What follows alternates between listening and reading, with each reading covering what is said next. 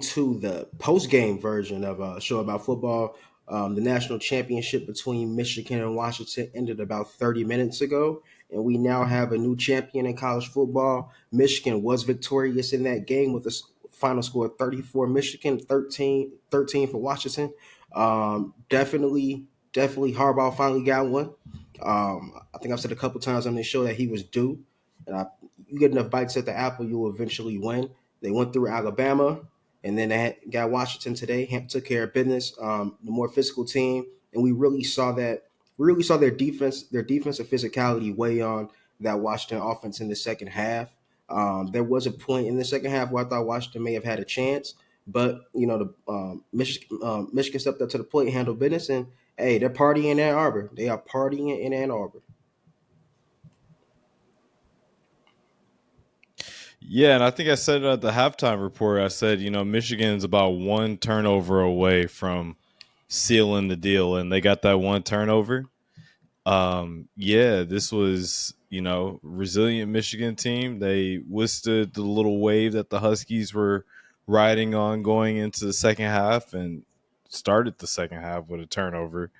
So shout out to Michigan. Shout out to the Big Ten as well.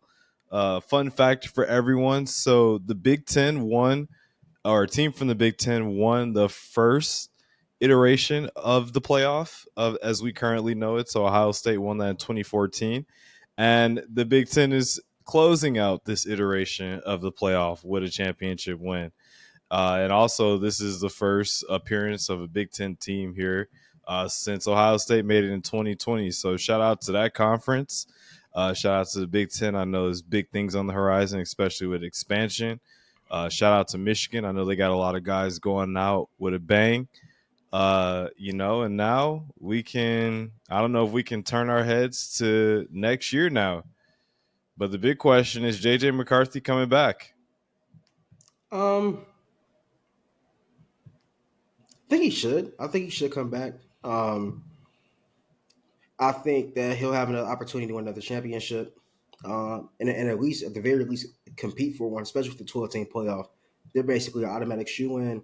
I think the only thing that I'll give him pause. Who knows what Harbaugh is going to do? Who knows what's going to come out of this cheating scandal? So there's a couple things that that could definitely deter him from coming back. But just from a football standpoint, I don't see why he wouldn't come back. He did like even today, like he does like he's basically right now a game manager for Michigan. He makes some plays with his legs when he needs to.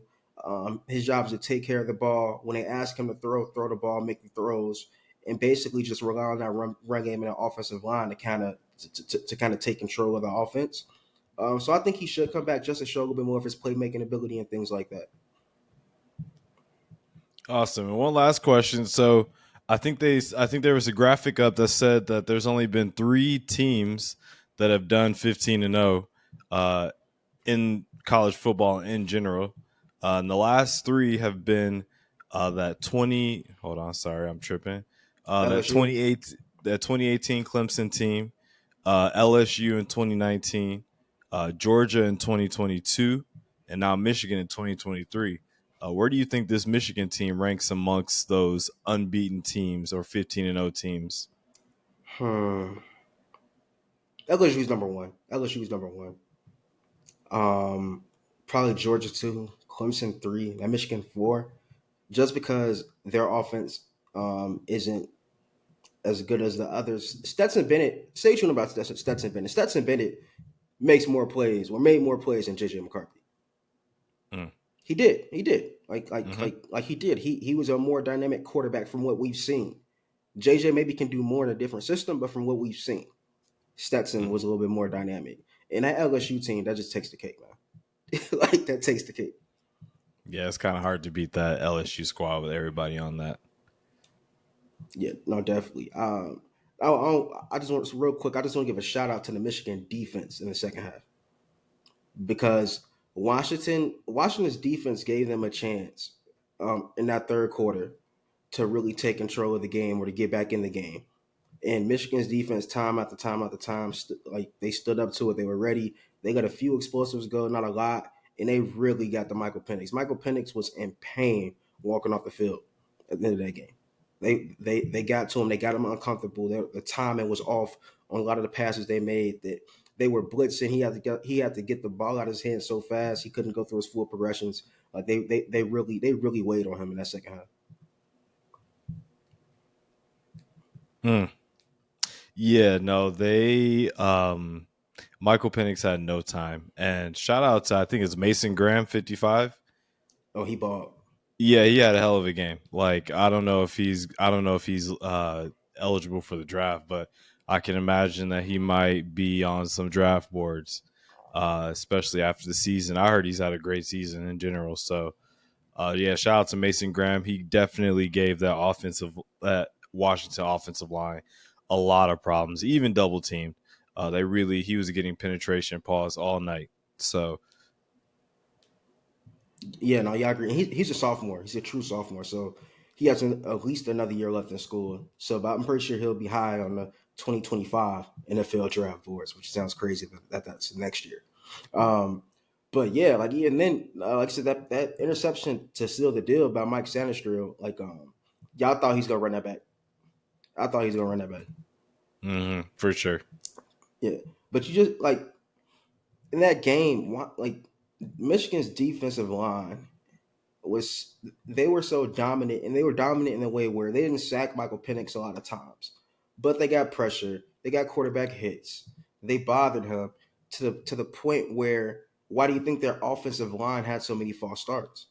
They were trying to get out of there ASAP because they were constantly getting blown off the ball. So not only did Michigan bother Michael Penix, but they also were able to cause some penalties, pre-snap penalties, due to the havoc that they have been causing the whole game. Yeah. Yeah, and because of those quick throws and everything like that, Michael Penix was off target all night. Um, Yeah. Shout out to Will Johnson and that secondary for really locking down those receivers. But also shout out to the Michigan defense for the open field tackles because Washington is a team where they do get a lot of yards after the catch, and I wasn't seeing a lot of guys breaking tackles tonight. Yeah, they were screening them to death for a while, and that literally that's how they were moving the ball, the screen game. Like they had to Mm-hmm. rely on the screen game a lot, and obviously a lot of people are going to talk about the pass to Rome Aduze, which was called back due to a hold. It was a hold. He held. Like I saw that. Like before the flag was even thrown, I said, "Oh, that's a hold. That's coming back. Whatever happens in this play is coming back." But also there was also a play on the Michigan side. Trente Jones was holding, I believe, number 4 on Washington, and that was right in my camera view. I saw it. I'm like, they didn't call that hold, and that was actually the play on the third down to the tight end who kind of helped propel the game and put it in the Michigan's hands, like for sure solidified. So you can't in games like this, you can't miss those kind of calls, man. You can't miss them kind of calls. If you're gonna call Mm. it on one side, you got to call it on the other, and that hold was egregious about Trente Jones and Michigan. Yeah, it was like right over his collarbone, bro. Like all over, like all in his shit, bro. Yeah, like as he's running to try to get JJ McCarthy, Trente just like, Mm-hmm.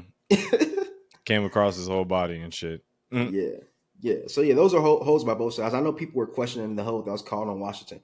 Like like it wasn't a long hold, but by definition of a hold, that was a hold. Yeah, Yeah, I did think that they let him play. There was a few pass interference calls too, as well, that I thought might have gone a certain way or one way or the other. But I thought outside of those two calls, I think those ACC officials did a good job. But that one Michigan hold that didn't get called, yeah, I definitely noticed that too. I was like, they're not going to call that. They're just going to let that go, or like, yeah. yeah. Same thing I thought. I'm like, okay. I was rooting for Michigan, so I was like, I bet we're gonna let it slide. Mm. But I was gonna ask you, was this Washington's best shot? I know we're going to a 12-team playoff, but traditionally Washington isn't this good. They have their moments where they're this good, but not traditionally, not on a year-to-year basis. So you think that this was their shot? This is their best shot, especially now moving to the Big Ten. I think this might be their best shot at a national championship for a while. I Yeah, mean, but Kalen DeBoer does come from a championship pedigree at the University of Sioux Falls and everything like that. So I don't think. I don't think this will be their last shot at the playoff. Now, I don't even know we don't even know what the 12-team playoff is going to look like how teams are going to fare, like what changes teams are going to have to make. So that's an interesting question, but I do think that, you know, honestly, now that the playoffs going to a 12-team playoff, this might be the last shot at a national championship for a lot of teams. If we're being honest, you Yeah. know what I'm saying? Oh, yeah, no, But definitely. I just asked Washington specifically but because obviously they but were in today's game. but I think it's just gonna be hard to find another guy like Michael Penix. I think, you know what I'm Yeah. saying? And those Like, receivers. yeah, like we might see kind of like an Ohio State effect where they're gonna have some guys coming back, but we're gonna see like kind of a drop off. And will Washington be good in the Big Ten? I think they'll be fine. I don't think the weather will bother them. They play in a lot of inclement weather games out here in Washington. If you've watched, or for all the listeners that have followed Washington all season, I'm just like, all right, man. After having a quarterback like Michael Penix almost win the Heisman, like, can you get better than that, bro? That's hard. Yeah, yeah, and that's my thing. Like when non-blue blood programs have generational players. I'm not saying that Michael Penix is gonna be an NFL Hall of Famer, but for Ed Washington, he's a generational player for the University of Washington. And so when that happens, I just like when non-blue blood programs get players like that, they just have to seize and take advantage of the moment. Like that's the time you have to do things you've never done. And granted, they haven't been in a national championship in a while, but like you said, they're probably not gonna get another chance to win it again, at least for another 20 years. So like, yeah, you got to take advantage when you have those generational pieces on your team. Yeah. Now, one thing, Washington. So I don't think this gets talked about enough. But Washington did make the playoff in I think the first iteration of the playoff. So what's that Yeah, like? So what was that 10 years ago? yeah. So yeah, you're right. I guess like it might be like another 10 years before they make a deep run at the playoff, or they have like another guy. But I think that Kalen DeBoer, what he's got going on up at Washington, I think he's a very good recruiter. And I think them making the national championship this year and seeing the high flying offense, the eye gouging numbers, the stats, all that. I think he'll get a lot of guys. I think he'll be able to get a lot of guys up to Seattle. So they're not going to TCU it.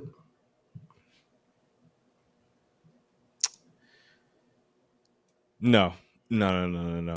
Because TCU was Because hard, bro. Because everyone wanted to see TCU, but I don't think TCU deserved to make it last year. You know what I'm saying? Like, I think I mean, TCU. Go ahead. I would say that if they would have got bounced the first round, but they didn't. They beat this Michigan team. They did. They did. I think the problem is like now we can say like for TCU particularly, even though they're in the Big 12, all that other stuff, that national championship that they made it to, that might be one of those like lightning in a bottle. We might not see that again.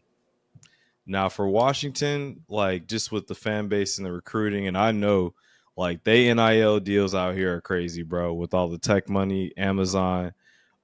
University of Washington is a fairly wealthy school when you compare it to other schools across the country. Like I think they'll be able to get the talent to compete on a national level and compete in the Big Ten. Okay, I'll take your word for it. West Coast expert. West Coast Yeah. expert. I've never been to Washington. Yeah, I mean Mike Penix, I mean he got a NIL deal with Amazon, bro. So, like yeah, and like that's like I mean, I don't know how much the NIL deal was, but like just to show you like that those types of companies is throwing money around up here. Those opportunities are there for those players. Absolutely. And so you watched a lot of Washington this year. Michael Penix had a fantastic season. You hate to see someone who played the way he played, especially I played last week against Texas. You hate to see somebody his caliber go out like this and the way he went out. Um, was this his worst game of the year?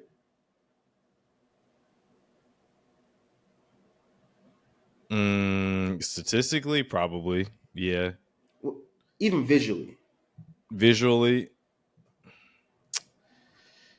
yeah, bro. because he just never looked comfortable.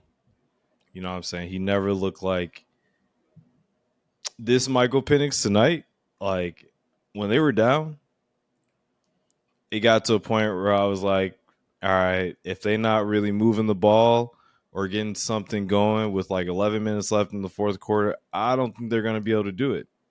And that's not something I've been able to say all year for Washington. Like 2 minutes, 3 minutes, 4 minutes, 30 seconds, bro. All year I was like, yeah, look, they could probably get it done, especially after that Oregon game. So I think this probably was his worst game all around, bro. Statistically, all that. And money talk, he might have cost himself a little bit of money here because I think a lot of like NFL draft experts were kind of watching this game to see what he was going to do. And, you know, I was hearing in circles that they were saying like he could potentially propel himself up a couple spots depending on his performance. So we might see his draft stock suffer a little bit. But at the end of the day, that this Michigan defense, I think I said it on the pod before. This Michigan team kind of reminded me of Georgia in 2020 and 2021 and 2022. Like we can bitch about who they played, all this other stuff, but at the end of the day, they played their schedule and they were just fucking dominant from the start. Like they were dominant, snap to snap to snap. Like there was no doubt in my mind. Their worst game was the Rose Bowl. You know what I'm saying? And they still And they still happened to won. come out of that. Yeah. So yeah, I can only give props. And honestly, I know what it's like on both sides. One last thing, I know what it's like on both sides to be on the losing side of a national championship game back in 2018 with Georgia, and to be on the winning side. So hey, I just say all you Michigan fans out there, soak it up. Like you know what I'm saying. This y'all first outright championship since Truman, I heard, and my grandma and them probably wasn't even born back then. What they said they won 26 years ago. That was a split national championship with Nebraska in '97. It Okay. wasn't an outright. Okay. Yeah, it wasn't Okay. outright. And my last Um, question on this game, unless you had some, I mean to cut you off. I was about to say in Washington, like you know what I'm saying. I think Kalen DeBoer, he's a championship type coach. So y'all just gotta take it on the chin, and yeah, just hope in this new Big Ten that Kalen DeBoer fuck it up. We'll see. We'll see in a few months. We'll see in about what 8 months. Um, I have one more question pertaining to this game. On the Washington side of it, um, how much did not having a healthy Dylan Johnson affect Michael Penix in his passing offense? A lot, a ton. Like if Dylan Johnson's healthy, I think this is a completely different game. You know what I'm saying? I'm not saying he's gonna be gashing this Michigan team for like 10 yards of carry, but like we said at halftime, he just wasn't able to hit the hole. Like I know that Dylan Johnson can. And it felt like whenever he was getting reps, he couldn't go really full speed, and that suffered. And this Michigan team was like, they were like dogs, bro. They were hawks to the ball, bro. It was unbelievable that closeout speed. So yeah, I think not having a healthy Dylan Johnson did not help. And Washington suffered from injuries all year, but they needed Dylan Johnson fully healthy tonight.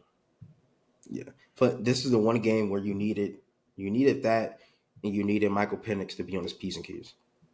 Mm-hmm. Like you Well, needed that. I think if there was any, I think if Michael Penix had to play like he played against Texas, yeah, that's what he needed. And he probably could have afforded to make a few mistakes against Texas, but he couldn't afford any mistakes against Michigan. No, no, no. Right. True. No, exactly. Um, Oh yeah, one more I'll last end thing. the. One more Okay. last thing. Hey, yo, shout out to JJ McCarthy. They were talking a lot about his meditation practices and mental health practices. I just want to shout him out because I like to see athletes really taking that serious and really like utilizing these tools that they have. And it's obviously working, man. He got a natty, baby. So shoot, Got a keep natty. meditating. Keep meditating, bro. Like I said, and I was going to end that portion, with just giving a huge shout out to Michigan, Harbaugh, JJ McCarthy, Blake Corum, that defense. So you guys got a national championship. I know a lot of players on that team came back for that reason, and they got it. Obviously, a lot of criticism this year. Their non-conference schedule, Harbaugh getting suspended every 5 weeks, the sign stealing situation, and say what you want. That's a lot of going. That's a lot going on. They persevered. They persevered, and they won. And hey, they won national championships, and you got to respect it. If the NCAA vacates it in the future, they vacate it. But as today, they are the 2023 national champions, and it is what it is. Wait, can the NCAA vacate national champions? Because wait, I thought the CFP was not associated with the NCAA. I'm not 100% sure. I just assume that they can. I know This they this can will be the vacate first time wins this for happened. sure. Yeah, and this will be the first time that this will happen in the CFP era. So, Yeah, so because like all the other, Urban Meyer didn't have any scandals. So you're right. You're right. yeah, all the other natties that were vacated in the past were under the old rules of everything. Really quick before we got up out of here, I want to hit on a quick transfer portal thing. Quinshawn Judkins did commit to Ohio State right after the national championship. So sorry, Jordan, he's not going to Georgia. The other choice I heard was Alabama, but he will be in Columbus. And Travion Henderson hasn't made a decision yet, so there's still a chance that he could end up back in Columbus, and that would be a scary backfield. We got Trevor Etienne, bro. I ain't trying to hear none of that shit. Listen, Ryan Day trying to load up, and he needs to, so I respect it. Yeah, shout out to Quinshawn Jenkins. Big Ten gonna be loaded next year. Let's go. Yeah, excited to watch. And with that being said, this was the national championship post game wrap up. I am your boy Cam Mars, joined by Craig Jordan. As always, please follow us on social media. I'm at 80 Mil Cam on TikTok. Jordan, I it's Craig Jordan. Oh, it's 36 on the other, and then there's another one on the other one. Yeah, I'm gonna Maybe change it's it. I'm at Craig Jordan 23 on TikTok, and I'm gonna change that on X and on Instagram too. So follow me. We got more money talks coming this offseason, NIL deals, all that. Yeah, exactly. And most likely, if you're watching us on YouTube, so please like and comment on the video if you have any thoughts, anything to share. And then also, please subscribe to our page. We'll keep the content coming all through the off season, which will lead us back up into the 2024 college football season. It's been a great season. Once again, I'm Cam Mars, joined by Craig Jordan. We out of here. Peace.